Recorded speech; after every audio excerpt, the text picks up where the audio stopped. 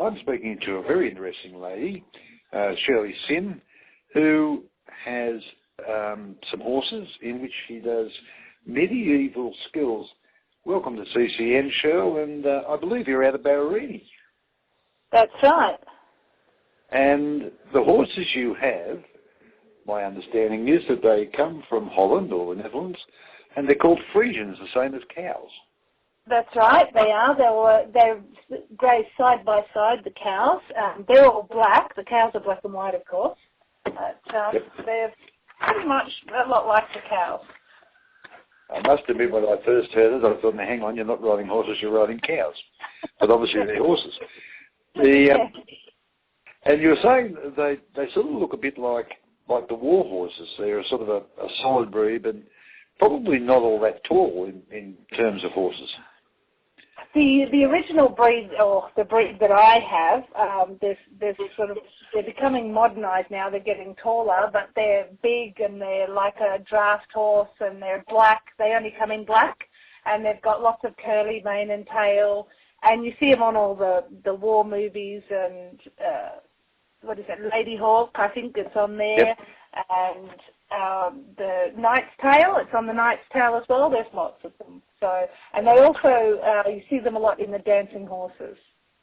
Oh, okay. Now you're saying people that are hearing this, we have seen the photos of them, but are they groomed in that particular way? They have the sort of the hairy feet and all that sort of thing, or is that a natural? They're just it's a natural. It's all natural. They're born that way, and they have they have the feathery feet, a bit like the Clydesdales, but usually it's curly, and lots of curly mane and tail, and always black. Friesians are only black.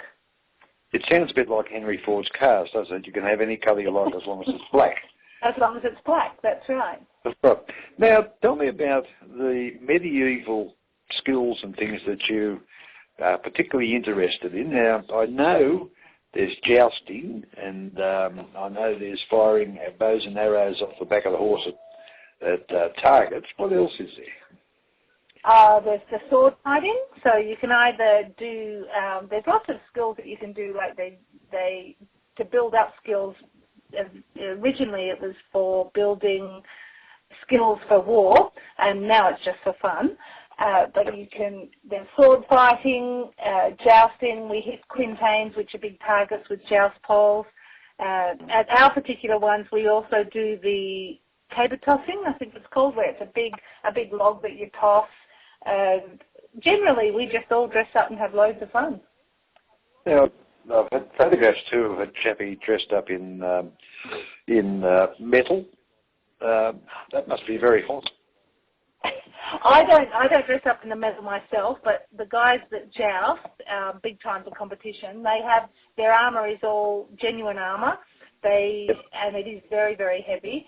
And when we do the medieval skills, we actually go through all of especially with the kids, all the armour, how it came about, how it's made, and everyone gets to play with it and try it on. And all the armour is like super heavy, and we actually test it so the kids can see just how it protects. Like, we had our kids here on the weekend, and they all had swords, albeit not quite real swords, but they're pretty crazy swords. And they got to beat up the knight in flight, and they had to knock down on the ground and so forth. And he proved just how the armour can protect. Oh, there's one photo there in particular where he's on the ground and there's a sword virtually on his chest, and he's about to get skewered, it looks like. Well, that was, and to land on the ground there, he actually got knocked off his perch by the kids, and then they jumped on him, and they were showing off their kill, so to speak. Just recently, you've had a group of very interested kids who were, I believe, scouts from Canberra. How did that come around? My father is a scout leader in Canberra, and he's very supportive of me because it's his fault that I've ended up this way. He said, I must bring the kids out for a camp one day, and of course I said, oh yeah, no worries. And that's how it sort of grew.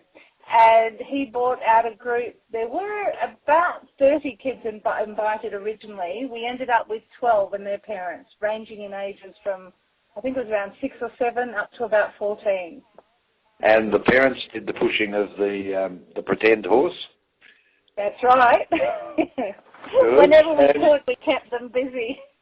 So we have push horses, so we start the kids off on the push horses, so it's pushed by 2 people and 1 kid on the horse, and then we graduate from that up to letting them sit on real horses. And I know there's Scouts, but it wasn't Boy Scouts, was it? It's a mixed group. No, well, this was all new to me too. And apparently Boy Scouts are no longer Boy Scouts, they're girls as well, and there was actually more girls than there was boys in this group that came.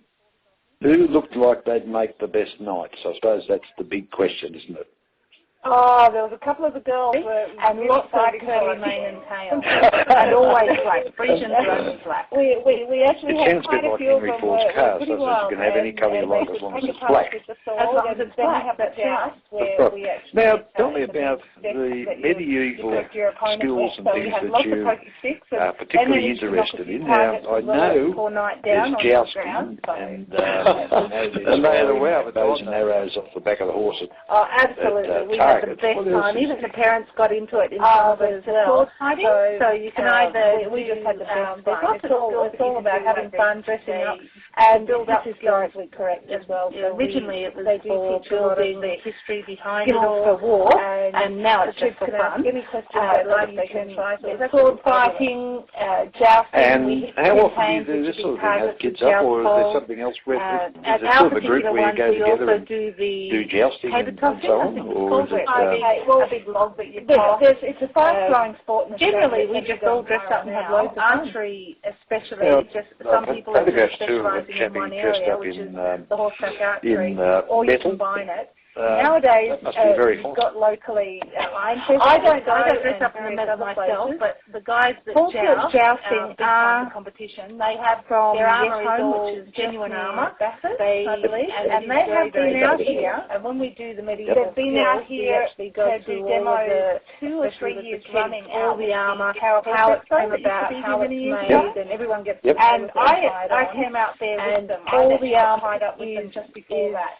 And that's how it came about. But these guys, they go we actually test it shows, demos, the kids can see just how it protects. We had our kids here on the weekend, and they all had swords, albeit not quite real swords, but they're pretty great area. And they got to beat up the knight in flight, and they had fun down on the ground. But there are national competitions and international how the armour can protect.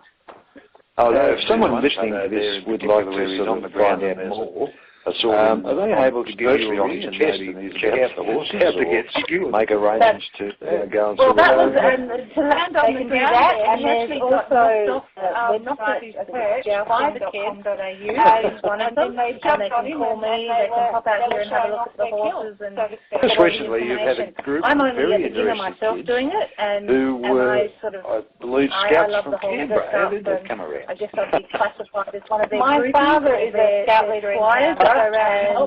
But I also, he's very supportive of me because it's his fault that I've ended up this way. He said, everybody, kids, adults, I'm a rider. Very interesting. I mean, that's a phenomenal skill, being able to sit on the back of a horse, fire a bow and arrow, and actually hit the target that you meant to hit. Medieval skills. Welcome to CCN I could actually show, hit a target better on horseback than I can on the ground, which is really scary.